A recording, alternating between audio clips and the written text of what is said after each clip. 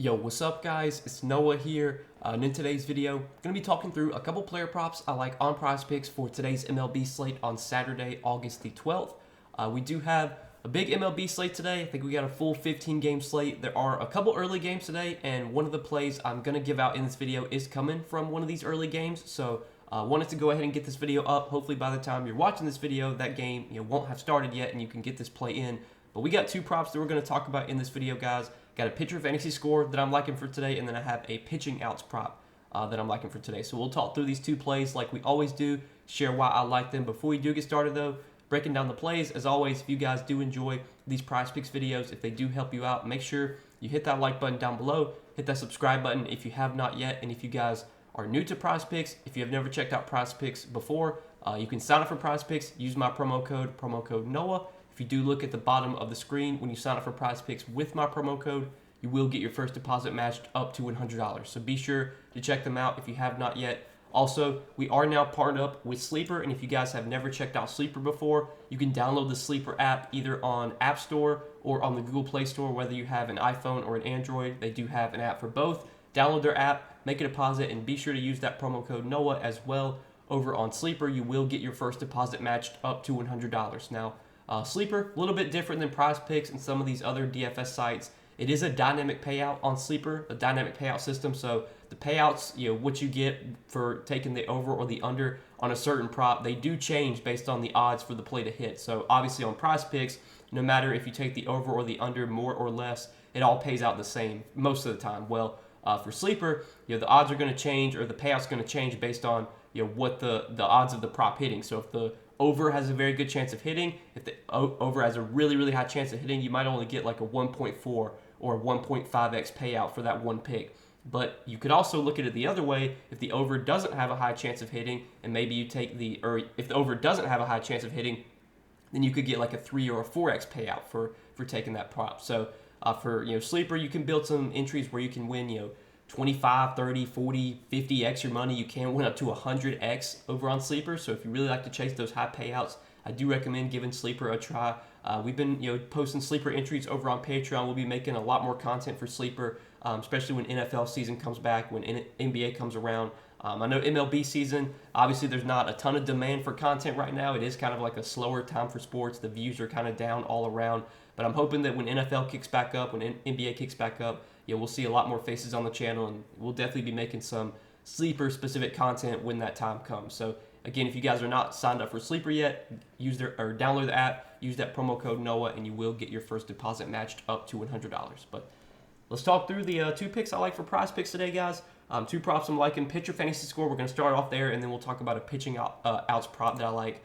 But for pitcher fantasy score, I want to look at Brayan Bello, 31.5 pitcher fantasy score. I do like the over here for Bello. We were on Bello last time he pitched against Kansas City. He came up just short of his fantasy score line. He was over his fantasy score line, and then the bullpen allowed the guy on second to score, which costed Bello, lost 3 points, and that's what ultimately lost for him, or why he lost not going over his fantasy score last time. Plus they blew the lead as well, so he couldn't get a win. But Bello was pitching really well in that start against Kansas City. He was pitching a shutout until like the final inning. He finished with 27 fantasy points, came up just short of his line. I'm pretty sure his line last time was like 30.5 or 31.5, can't remember. But Bello, as of late, he's had some tougher matchups. He's had to face Atlanta. He did get 33 fantasy points against Seattle. Came up just short of this line against Kansas City. Probably should have went over in that one. Did get blown up by Oakland, which was obviously kind of an outlier, but then did have a good start against the Cubs, put up 34 fantasy points. This season, Bello has pitched pretty well. Now, he's a better like real life pitcher than he is like a strikeout pitcher. Like, he's not a guy that's really going to go out there and get like 11, 12 strikeouts. He doesn't have like massive strikeout upside, but he throws a lot of strikes. He's able to command the ball really well. He's able to pitch really deep into innings, and we've seen Bello go 6, 7 innings on a regular basis this season. He's a guy that can get a quality start. He's been a quality start machine this year. A ton of quality starts, like over his last 10 games. I'm pretty sure he has I want to say like 9 out of his last 10 starts he's gotten a quality start, or 8 out of his last 10 starts. I'm looking at his game log right now. 8 out of his last 10 starts, I believe he's gotten a quality start.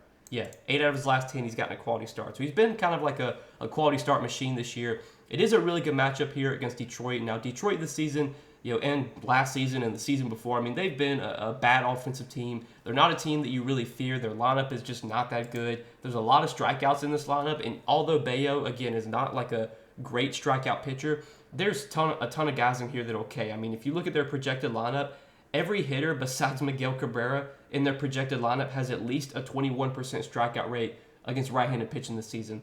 24.6% for Baddoo, 26.2% for Green, 21.7% for Vierling, 26.5% for Torkelson, 23.2% for Carpenter. Miguel Cabrera, lowest strikeout rate on the team, 18.5%. And then Baez, 23.9%. McKinstry, 21.9%. And then Jake Rogers, 34.7%. So there is just a ton of hitters in this lineup that will strike out. There's really not a ton of hitters in this lineup either that have hit right-handed pitching that well this season. The only two guys that have hit right-handed pitching remotely well have been Riley Green and Kerry Carpenter. Everyone else, has very poor numbers offensively, high strikeout rates. It's just not that good of a lineup. And if you look at where Detroit ranks this season versus right-handed pitching, like if you look at where they rank in terms of strikeout rate, if you look at their offensive numbers, all of their offensive metrics are towards the bottom of the league. I mean, they rank 26th in batting average versus right-handed pitching, 28th in on-base percentage, 29th in slugging, 29th in OPS, 28th in ISO, 28th in WRC+. So they're pretty much like bottom three in the league in most offensive metrics against righties.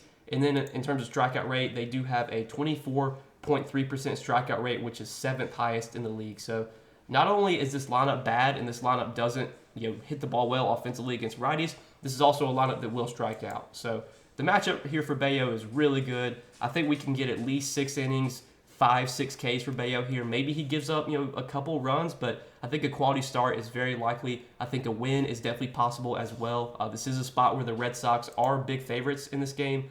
Red Sox minus 202 moneyline favorites at home.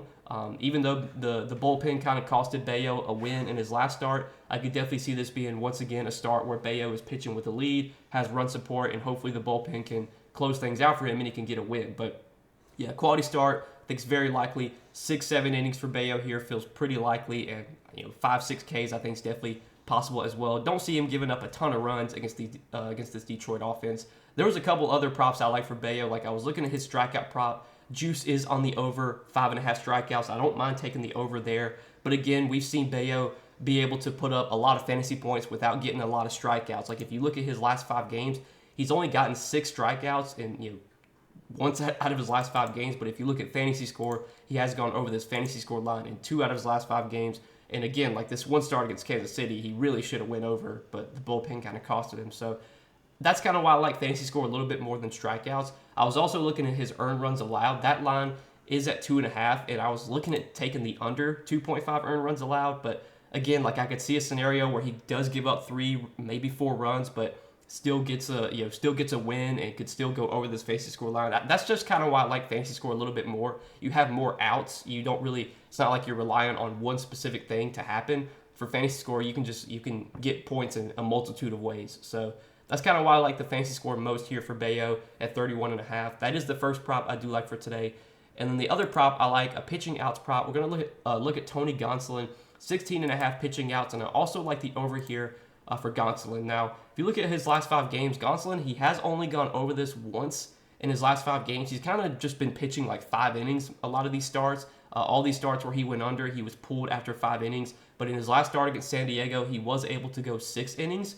Now, this matchup against Colorado is about as good as it gets. The Rockies have been, I think, probably the worst offensive team in baseball, just kind of like over the last month or two. If you look at their last 30 days numbers, the last 30 days versus right-handed pitching, I mean, they've been terrible. Second highest strikeout rate, 28.6%. Batting average, Colorado ranks 24th. On-base percentage, they rank 28th. Slugging, they rank 21st. OPS, they rank 27th. And you got to think, like, over the last 30 days, some of their games were played at home in Coors Field, which is the best hitter's park in baseball. Like, we could take a look at their last 30 days numbers on the road, and I'm sure those are even worse. Let's just take a look at those real quick. So, last 30 days versus right-handed pitching on the road, highest strikeout rate in the league, 30.6%. In terms of batting average, okay, so they've actually been a little bit better offensively on the road. That's kind of surprising. 12th in batting average. In terms of on-base percentage, 21st. So still, not great numbers. 21st in slugging, 21st in WRC plus.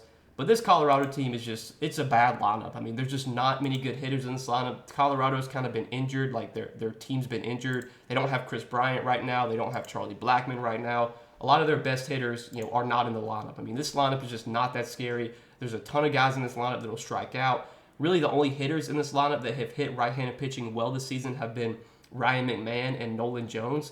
But even those guys, even though they have good numbers offensively against righties, they still strike out a ton. 29% K rate for Ryan McMahon, 33% for Nolan Jones. I think this is a really good spot for Tony Gonsolin. I think this is a spot where we could definitely see Tony Gonsolin go 6 innings. We only need him to go 5.2 innings to technically hit the over on this play, but I could definitely see this being a spot where he is able to go 6 innings. Vegas, they're not expecting much offense from Colorado here. Vegas has the Rockies with just a 3.6 implied run total. And if we look at Gonsolin lately, again, he's only been going about 5 innings lately. But if you take a look at some of these starts, so there was one start against the Mets. He went 5 innings and was pulled after 54 pitches. Not exactly sure what happened there. If Gonsolin got injured, him getting pulled after 54 pitches is definitely not normal. But then the next start against Texas, he went 5 innings through 92 pitches. The start after that against Toronto, he went 5 innings through 109 pitches. His last 2 starts, he's thrown 84 pitches in both of those. The only thing I worry about with Gonsolin is that he never has the longest leash. Now, he did get to throw 109 pitches against Toronto, but normally we see him throw anywhere from 85 to 95 pitches. So if he gets through 5 innings and he's at 80, 85 pitches, I kind of worried that they wouldn't put him back out there for the 6th inning.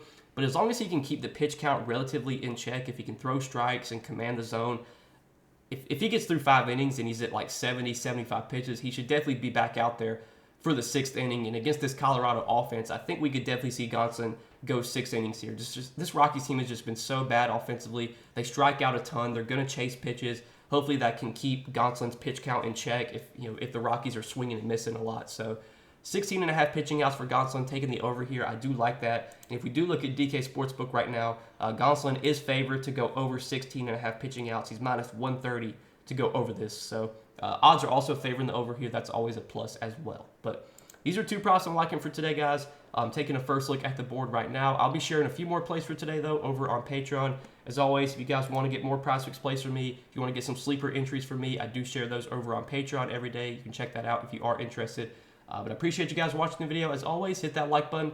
If you guys did enjoy, hit that subscribe button if you have not yet. Be sure to check out Prizepicks. If you're not signed up for Prizepicks yet, use that promo code NOAH. When you sign up, get your first deposit matched up to $100. Also, go check out Sleeper. Again, we are now partnered up with Sleeper. You guys can sign up for Sleeper as well. Use that promo code NOAH and get your first deposit matched up to $100 when you sign up for Sleeper with my promo code. We'll be talking a lot more about Sleeper in the future, especially when NFL season gets here in about a month. When NBA comes back in a couple months, we might even be making some Sleeper-specific videos on the channel. So you're definitely going to want to be signed up for Sleeper. Again, use that promo code NOAH to get your first deposit matched up to $100. But appreciate you guys watching the video, guys. Or appreciate you guys watching the video. Hope you guys all enjoy your Saturday.